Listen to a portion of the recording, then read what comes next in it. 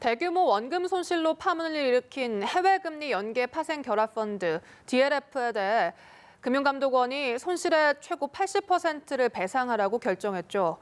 투자 상품 불안전 판매 분쟁 중 역대 최고 배상 비율인데 그만큼 은행들 잘못이 그냥 넘길 수 없는 정도라는 겁니다. 박진영의 출근길 인터뷰, 오늘은 금융감독원 분쟁조정 2국 전갑석 팀장을 만나 DLF가 무엇인지, 피해를 최소화하는 방법은 어떤 건지에 대해서 알아본다고 합니다. 박진영 기자 나와주시죠.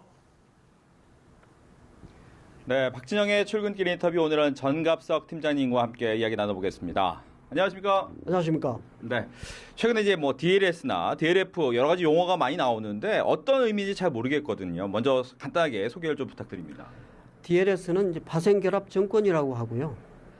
기초자산이 이제 금리나 환율 등의 기초자산이 어떻게 변동되느냐에 따라서 수익 구조가 달라지는 그런 상품입니다. 은행에서는 일반적으로 이 DLS를 펀드화해서 상품을 판매하고 있는데 이를 DLF, 즉 파생결합 펀드라고 합니다. 이번에 크게 문제가 된 DLF는 크게 두 가지가 있는데요.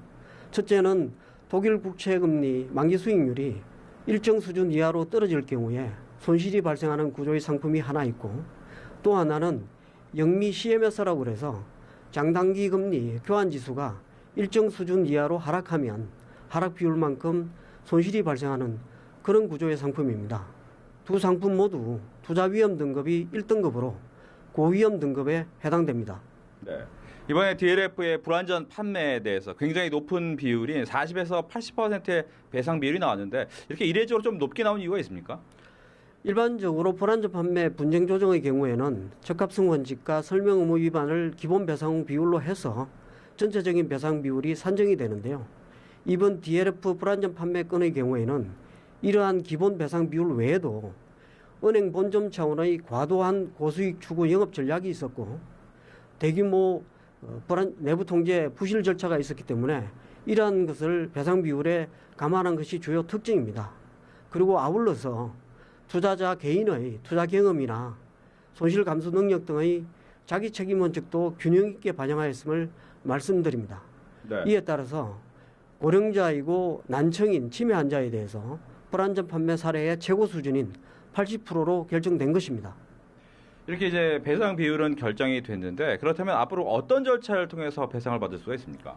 저희 금융감독원에서 그동안 사실조사 결과를 종합하여 배상 비율 판정 기준을 만들었습니다.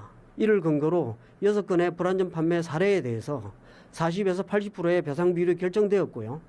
나머지 투자자에 대해서도 배상 비율 판단 기준을 은행에 제시를 하고 은행이 자체 배상 절차에 따라서 자체 배상 절차를 시도를 하고 합의가 이루어지지 않으면 저희 금융감독원에서 직접 사실조사를 거쳐서 합의 권고 형식으로 진행할 수도 있습니다.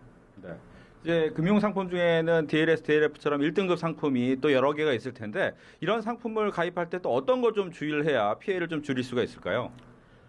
투자자가 투자 상품 가입 전에 일반적으로 투자자 성향 분석이라는 걸 합니다. 본인이 가입하려는 상품과 본인의 투자 성향이 적합한지를 묻는 절차인데요. 이번에 DLF 불안전 판매 건의 경우에는 대부분이 투자자 성향 분석이 잘못 작성이 되었거나 판매자가 임의로 작성하는 경우가 대부분이었습니다. 따라서 투자자 성향 분석을 본인이 직접 꼼꼼하게 작성을 하시고 이것이 제대로 반영되었는지를 확인하실 필요가 있고요. 일반적으로 투자 상품 경우에는 원금 손실 위험이 있는 상품입니다. 따라서 상품 자체의 위험성이나 손실 위험 가능성에 대해서 충분히 설명을 들으시고 이를 반드시 숙지하셔야 합니다. 네, 오늘 밥주도 함께 해주셔서 고맙습니다. 고맙습니다. 지금까지 박진영의 출근길 인터뷰였습니다.